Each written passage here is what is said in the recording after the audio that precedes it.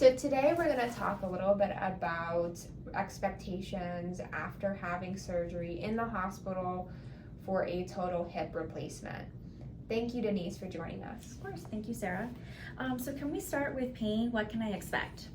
All the anesthesia that the hospital will be giving you wears out of your system anywhere between kind of 12 to 36 hours or so. So you may have an increase in pain thereafter. While you are at the hospital, they're going to help manage your pain. When you are discharged home, we're going to talk about some medications that you can take at that point. It's also important to expect that you're going to have some swelling at the site. Swelling does peak around 2 weeks, and it does go into the lower leg, so it can go into the knee. You will also have some bruising. Bruising can as well extend into the knee, so don't be alarmed about that. The swelling take a little bit longer to improve than bruising, but bottom line is both are expected and will improve. Okay, and what about incision care? The dressing is going to be waterproof, so you're going to be able to shower really even the night after surgery. We will see you back at the 2-week mark to get x-rays, see how you're doing, and then remove the dressing. It's common to have some discharge on the dressing, but if for some reason it becomes halfway saturated, do give us a call. We'll have you come in for a dressing change sooner than that. Okay, and when should I expect to start physical therapy? Physical therapy will be in the home. That is initiated upon your admission to the hospital.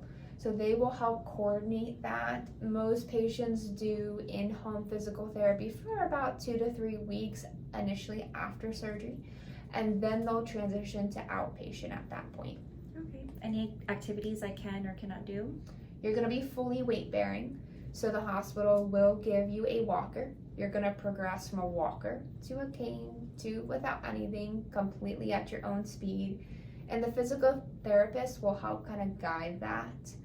We'll also want to be doing some walking. So we say about 15 to 20 minutes, 2 to 3 times a day, increasing your tolerance as you're able to. If you have a good amount of pain or discomfort, just decrease the amount that you were doing previously. Okay, do you have any tips for sleeping? So sleeping, there's no real restrictions. It can be uncomfortable to sleep on the surgery side. So most patients that do want to sleep on their side will choose to sleep on the non-operative side with a pillow, again, in between their legs. Perfect. What about blood clots?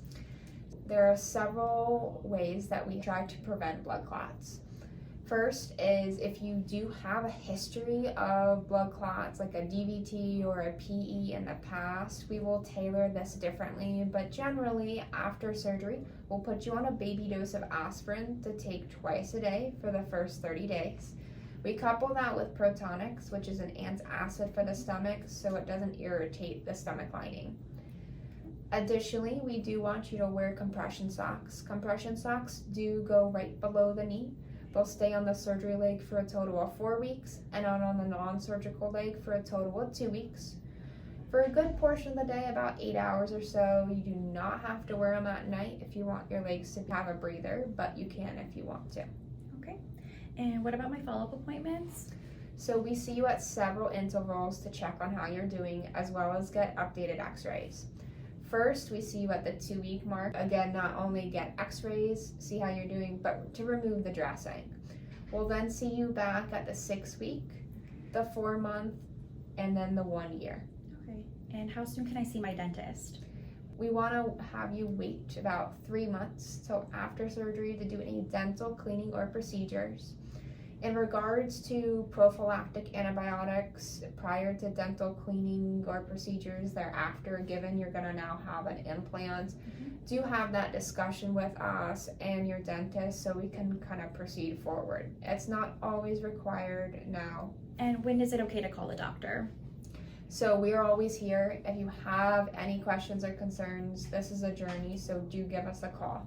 Reasons to definitely give us a call are if you are suddenly unable to bear weight on that leg, fever above 101, severe pain, significant nausea and vomiting, please let us know. Okay, great. Well, thank you. Thank you.